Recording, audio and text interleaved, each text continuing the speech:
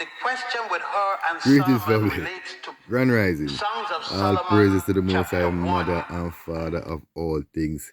So yeah, people, we're in this age, we're in the age, it's that time. It's the Piscean age. It's the age of truth. It's about lifting up the veil. You know what I'm saying? It's about revealing. It's about freeing the minds of yourself and freeing the minds of the youths. So this is a message. This is a message, yes, from a Jamaican people, yeah, who's done his studies, who's done his research and inner search and over search, and who's traveled. I went to Ethiopia, went to goddamn Lalibela. You know what I'm saying? I went to Addis Ababa. I spoke to people. I had to learn, I had to know the truth. I had to know the truth because I met personally a grandson, a great grandson of someone here.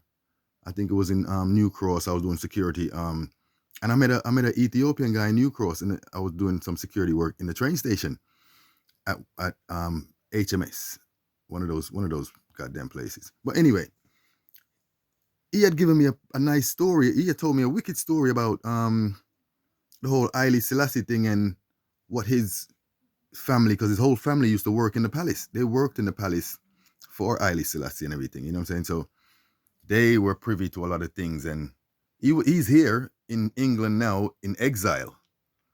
But people, a time for free the youths, a time for free the minds. I'm a Jamaican Rasta man. Them, listen, it's time to get off this garbage. It's time. It's time we need to start letting the truth out. Yes, it's gonna bring all that goddamn Rastafarian thing down, but so what? We have to stand up in our truth now and stop teaching our people rubbish. You know what I'm saying? So I've just got a little clip here with one of my master teachers, the great Joseph Ben Yikkinen, Yeah? Just, the Most High work. You see me? Just channel these things to you and it's all good. So there's a reporter that's going to ask him about the whole Makeda and everything. Listen about Haile Selassie. Listen.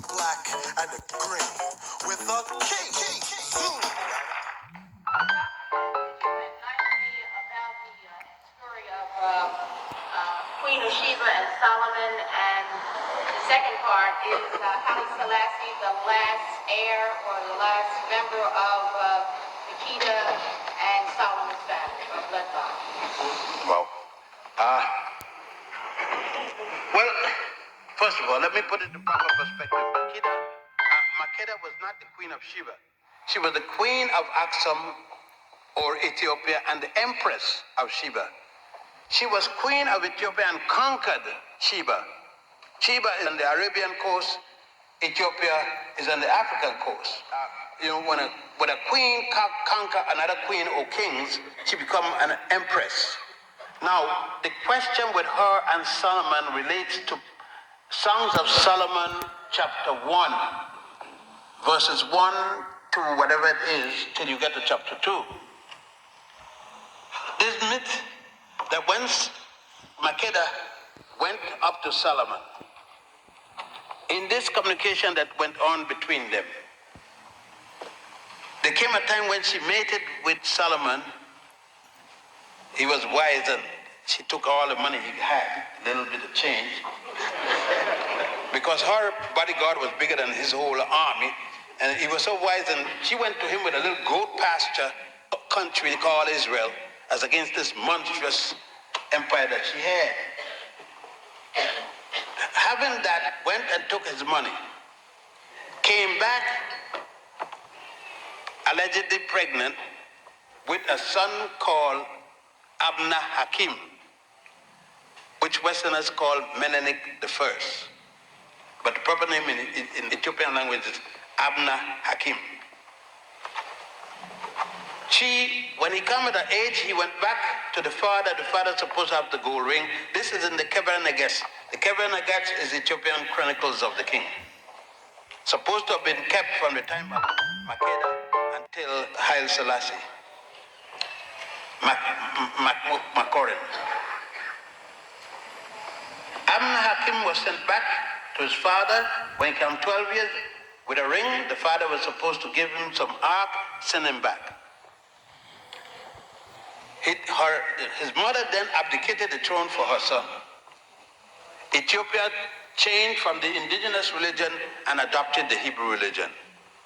So Ethiopia then became a Hebrew state. Back and forth, the Hebrew ruled until all the way down to Chief Radik, one of the Hebrew, what quote-unquote Falasha rulers of Ethiopia.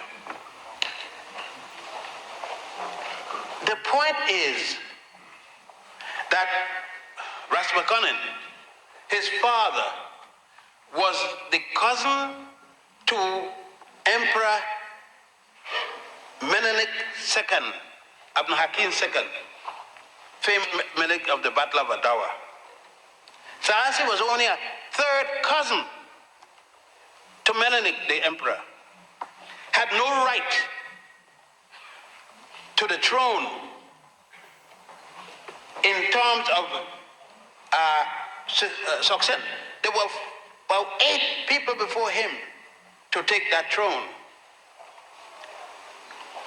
But Menelik died on his bed, and under Ethiopian law, the emperor could name any member of the royal family. It doesn't have to be his son or anything that. His daughter Zadito was supposed to be the heir and succession in terms of order. He bypassed her Menelik and named his grandson Zadito's child. His name Lidjasu, Lidj, one name Yasu.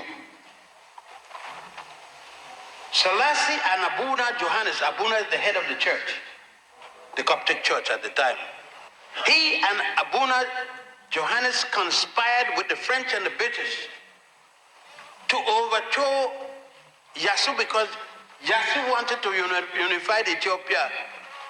Ethiopia was fighting the Jews, the Christians, the Muslims, was killing out each other every day. And Yasu wanted to stop that and go back because he wanted to do what his grandfather had done, organized to overthrow the Europeans out of the place, like his grandfather tried to do at the Battle of Adawa in 1896. They overthrew Yasu, put him in a dungeon, but he escaped. The British and the French went out to find Yasu. They did, and turned him back to Selasi, who was supposed to be taking care after Selasi and Abuna had poisoned his mother, Zeta.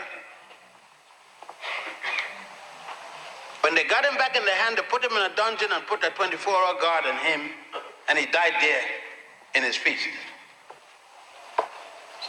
Selasi then took over, he and Abuna Johannes, and in 1900, that's to 1924, and in 1927, they usurped the throne, naming Selasi as the emperor.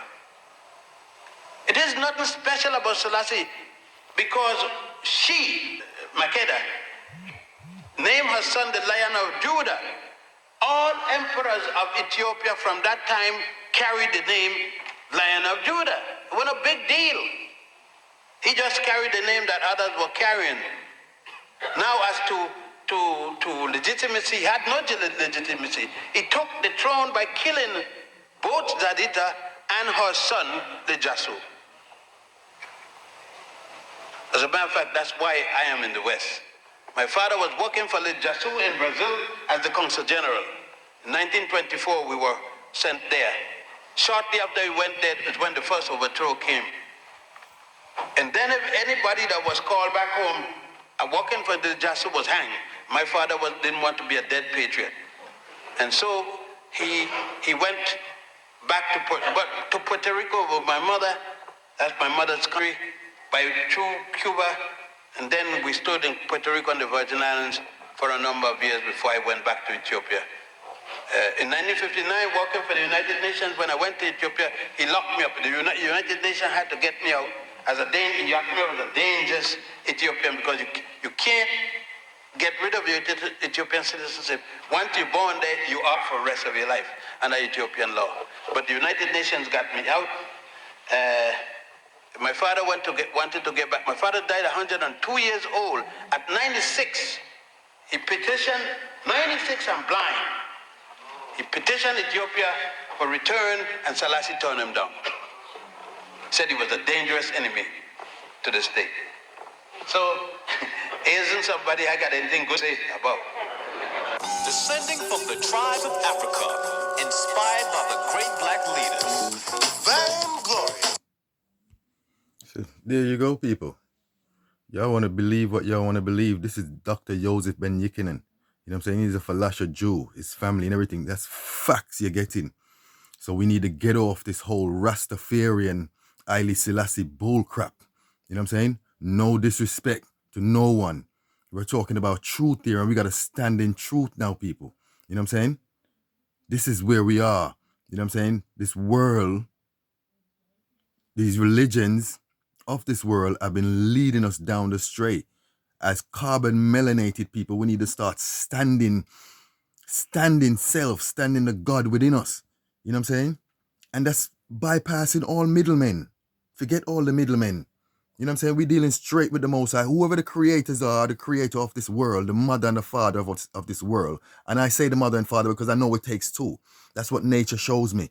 A mother and a father. So if it's two energy source, light, darkness, yin, yang, whatever y'all want to call it, whoever the creators is of this world, when you check the mechanism of the body, you know this was designed. You know what I'm saying? Just like the universe, just like the earth, just like everything else. So my praise and everything I do goes to that, whoever that is. And people, yeah, I'm getting a lot of attacks from it. A lot. So I'm, you know what I'm saying? Like, you know my thing. We stand in our truth. We stand in our truth. And I can sit here and say, from what I was, all my research, that Haile Selassie, yeah, was an agent of the Queen and the French. And that's exactly what was explained to you right now. I knew from my research the sister, Zawadi was supposed to be taking over the throne. I knew from the little that I know that they played whatever game they played and had a coalition government, and that's how they got him in first, and then everything till when they eventually killed off everybody else.